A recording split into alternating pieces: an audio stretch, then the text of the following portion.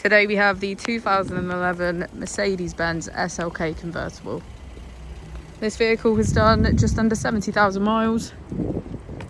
It has an automatic transmission and a petrol fuel type.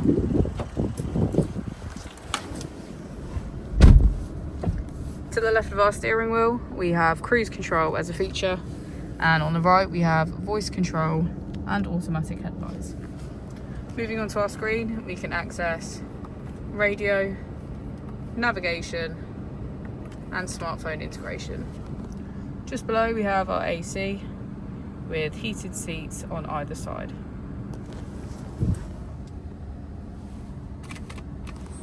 Here we can find our convertible roof switch.